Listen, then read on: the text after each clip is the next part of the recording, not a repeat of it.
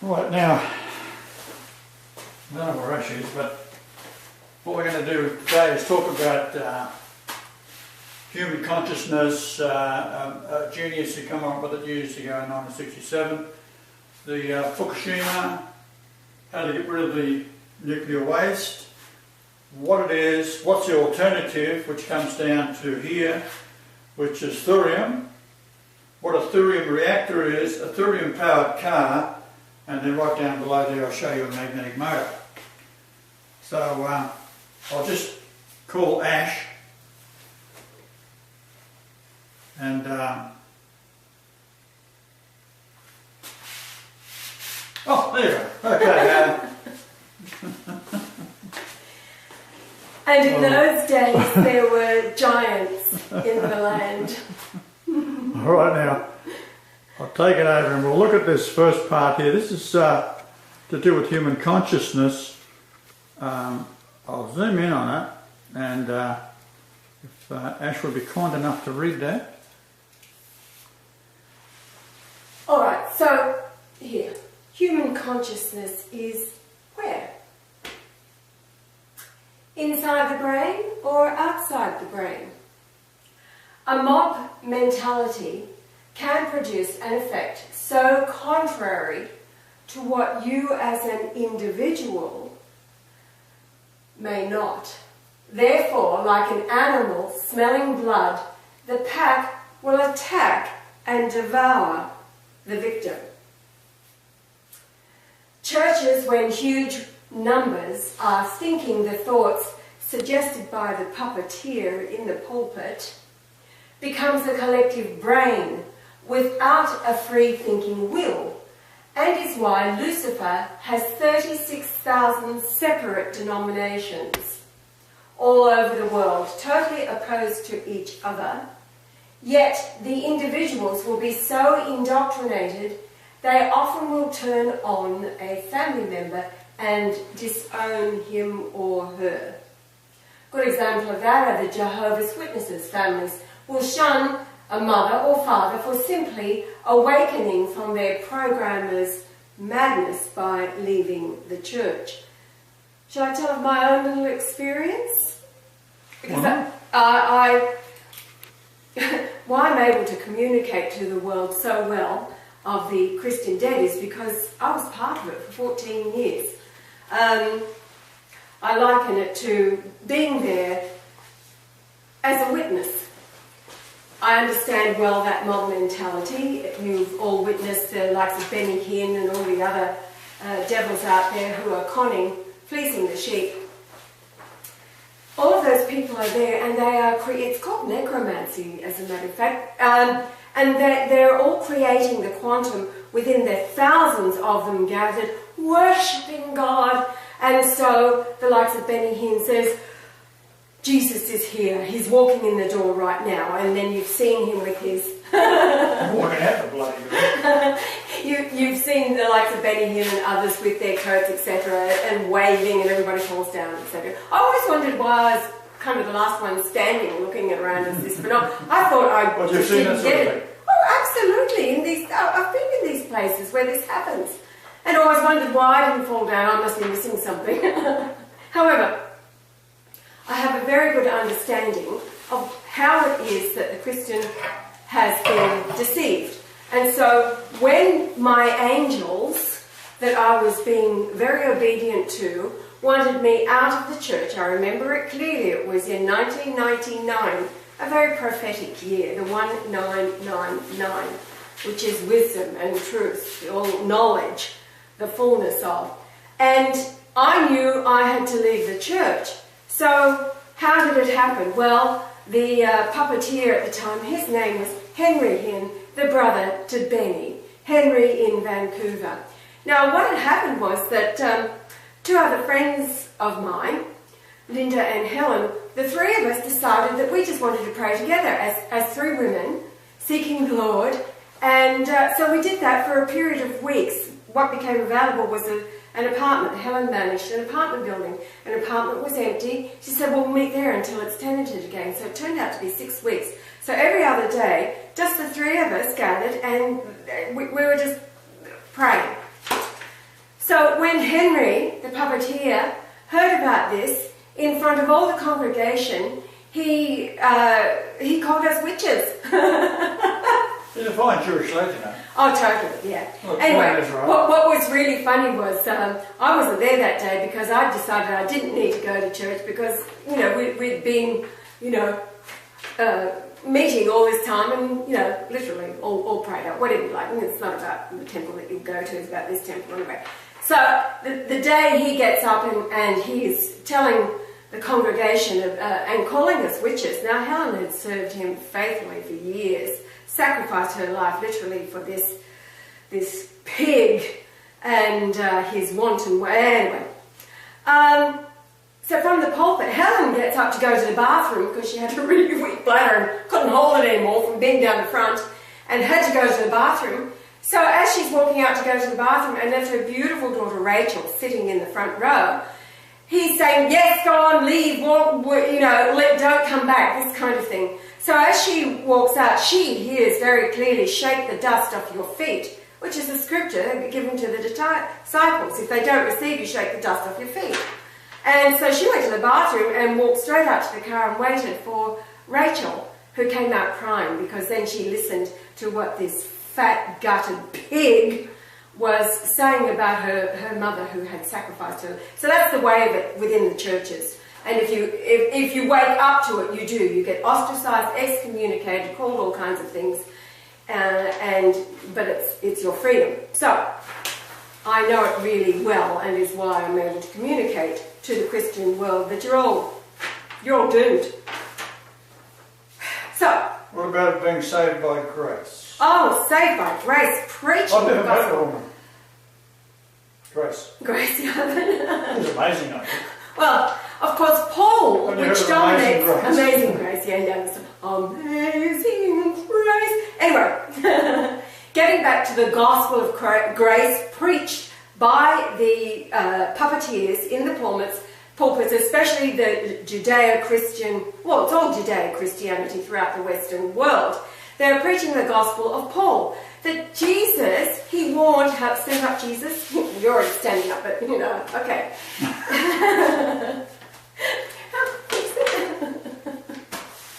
All right. Jesus warned us. I can't help being big. That's how it is. And I can't help being little. No. So, it's the way it is.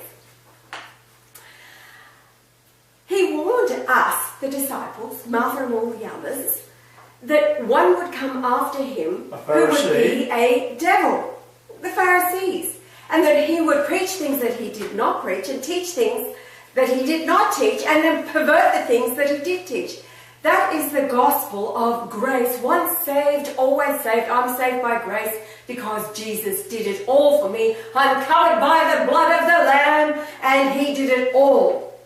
In the meantime... Just a little point on that. Some lunatic said that the blood, God can't see. God can't see sin through. That's the way the deluded Christian, I would have to say Protestant churches think. That God cannot, no. This is the Protestant whore, the 36,000 denominations who all think they're right. The Protestant whore thinks that God cannot see through the blood of his Son spilled, and so everybody who comes to him and receives him is under the blood of Jesus, and so their sin is blotted out. That is the atonement, the scapegoat. You are the scapegoat, etc. All right. In the meantime, and I do know people who are like this, they have been deluded to thinking that that's all I need to do, because it's not by works that I'm saved, it is by grace. That is precisely the lie. By works. It's works. Your good works. What have you done in this life? If you have lived your life... The greatest sin is to waste your life. And if you have lived your life just for yourself, because you're thinking that Jesus did it all for you, in the meantime, you're not communicating the truth or going out of your way to do the works that Jesus did, speaking the truth and, you know, bringing healing and health protocols and it's speaking the truth into, so that then the soul would grow up into maturity. Which brings us back to what I was saying. So you read that. All right, so I know what it's like the program is madness by leaving the church. That's what I did. So now the Catholic Church, of course, is the main target for destruction by the Jews. You see, the Church of Rome has always been their greatest enemy, by their own admission. So what is it going to target? They're delighted with the 36,000 Protestant churches. However, they are not their enemy. They're preaching Judeo-Christianity. So they have to target the enemy, which is the Church of Rome. The book of Revelation is all about the fall of the church, that is the Church of Rome, because it is the most influential and therefore the most sought after to fall to the Jews. So what have we got in the seat of Peter now? Francis, the Antichrist, who has reconvened the Sanhedrin, the Jews. You can see photographs all over the internet that Francis sitting amongst a circle of Jews, all wearing their, whatever, those skull caps that they wear, having a great old time, and his best buddy is a Jew. Hello? This is what they do. They infiltrate. Well, it's a Jesuit. Jesuits are Jews. They are Jesuits. Ignatius Loyola was a Jew. So... He started the Jesuits. That's right, that's right. So, anyway, this is precisely why all that Pope Benedict XVI told me he was unable to control or rid the church of its demonic forces. Like the mass insanity of a mob, the church membrane is the false layer of behaviour caused by a slow cancer within, and therefore is the most powerful body over 1.2 billion souls, or like a body infected with the same influence from outside. Its subconscious is putrefied.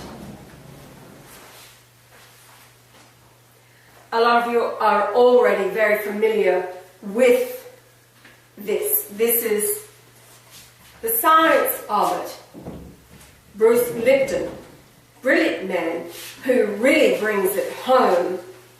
I'll give you this one to read, and I'll put the camera on up there so the people at home can see it. But Bruce Lipton, in 1967, a brilliant teacher in one of the medical schools, what he had brought forward as what is the absolute truth. It's not the standard doctrine of, I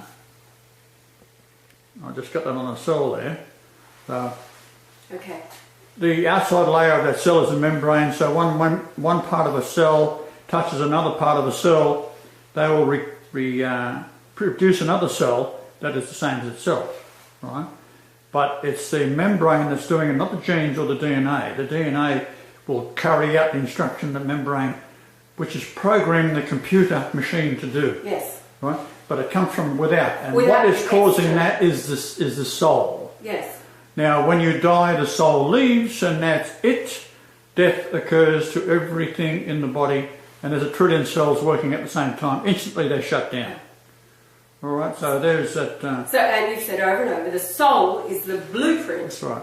For the body. Okay, so you just read that. All right, now this says EFT. What's the EFT for? Do you know EFT? No, just that's just the name of the. Well, if you poke that into the YouTube, it'll find it. Right? Okay, all right. So all right, do this. EFT. Bruce Lipton about mind and genes, Newton and quantum physics.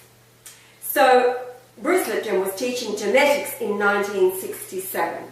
He discovered that the membrane is what determines the function of the cell, not the genes. So it's not the genes determining the function of the cell. It's the membrane, the environment around. You put that in a petri dish in a certain environment, it'll grow bone. Put it in another petri dish, it'll grow a red blood cell. Right. So think of this symbolically, if you like, as a parable for souls, human beings, put in certain environments, and that's been done with twins separated at birth, one grown up here, the other there, that kind of thing. So it is the environment the cell is within. A low pH or acidic environment allows a virus to change the DNA to replicate.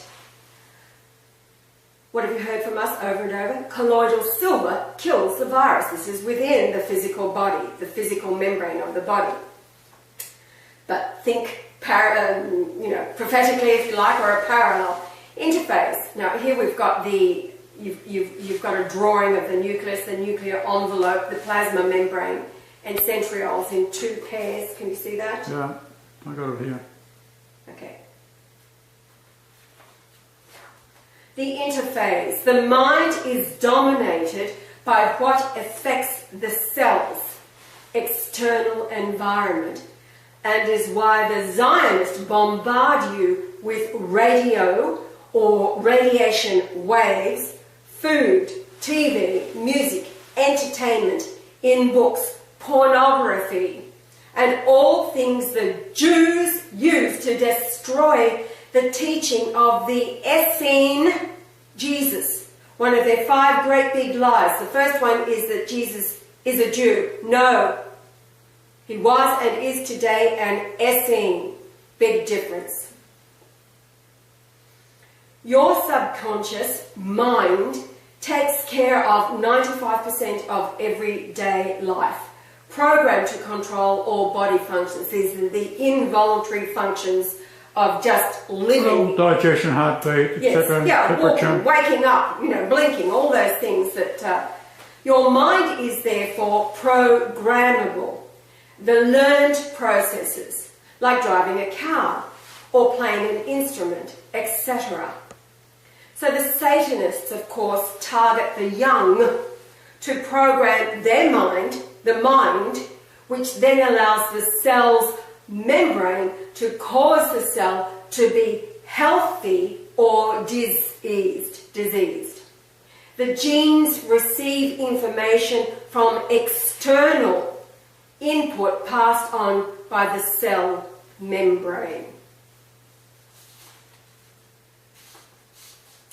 So I've already read to you the human consciousness out here, the influences. Now we had this conversation about the incorruptibility of the soul. Yesterday we were talking about all souls are gathered now for the judgment. Right. Now, why will there be a lot of people who won't make it? It's because of that corruptibility of their soul. You've got 7 chances. You're back here for the last one. You're either in or you're out. That's right. And I don't take any prisoners, right? No. So it's somebody, like the soul of Jesus is incorruptible, the soul of Martha, incorruptible.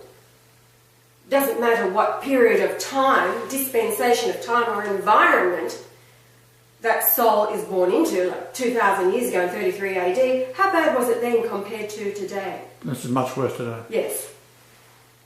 So this is like the days before Noah. Yes, as in the days of Noah, they were doing everything that they're doing today. All right. I'll tell you what we'll do. We'll stop this one now, and then we'll load that up with a little title of what it is. Yes. And then we'll go into the Fukushima. I think that's important for people to look at and alternatives to the Fukushima power. Now, I should say that Fukushima, of course, was again deliberate. Yes. And the next step is going to be attempting to send off more nuclear devices around the world, because the biggest nuclear bomb is a power plant. Right, and they're also, of course, using HAARP in Yellowstone. Absolutely. You have said no, just a little on Yellowstone. All of the earthquakes that have been occurring daily, clusters of them all around, are actually relieving pressure.